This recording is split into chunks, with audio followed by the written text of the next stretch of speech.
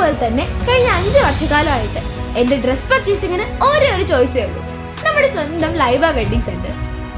Laiba wedding center, Pookkottumpadam, Wandoor, Karuvarakundu. 14-കാരന് Nipah രോഗം പകർന്നത് വീടിന് സമീപമുള്ള കാട്ടമ്പഴം ഭക്ഷിച്ചിട്ടാണോ എന്ന് കണ്ടെത്തുന്നതിനായി പൂനെ നാഷണൽ ഇൻസ്റ്റിറ്റ്യൂട്ട് ഓഫ് വൈറോളജിയിലെ ഉന്നതതല സംഘം ചെമ്പ്രശ്ശേരിയിലെത്തി. പക്ഷികൾ കൊത്തിയ പഴങ്ങളുടെ അവശിഷ്ടങ്ങൾ സ്ഥലത്തുനിന്ന് പരിശോധനയ്ക്കായി ശേഖരിച്ചു. പ്രദേശത്ത് വവ്വാലുകളുടെ സാന്നിധ്യം പരിശോധിക്കാൻ CCTV ക്യാമറകളും സ്ഥാപിച്ചിട്ടുണ്ട്. മിക്കവാറും ഇവിടെ ഒരു സാധ്യത നെല്ലങ്ങളും മലകളും ഇഷ്ടംപോലെ കാവുകളും 4-ാം വാർഡിലെ 5-ാം വാർഡിലെ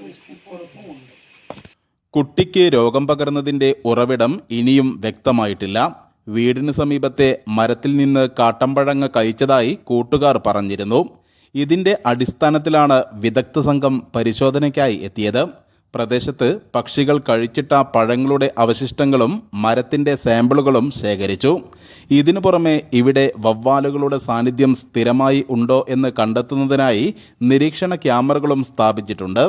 ICMR പൂനെയിൽ നിന്നുള്ള ഡോക്ടർ ബാലസുബ്രഹ്മണ്യം, ഡോക്ടർ കണ്ണൻ സബരീഷ് എന്നിവരാണ് സാമ്പിളുകൾ ശേഖരിച്ചത്. ഗ്രാമപഞ്ചായത്ത് president TC Ramisha, vice president KK Sadakkath, TK Rabiyath, PR Rohilnath, NT Surendran, Faisal Koppath, CH Tasneem, trauma care പ്രവർത്തകർ എന്നിവരും സഹായവുമായി ഒപ്പമുണ്ടായിരുന്നു.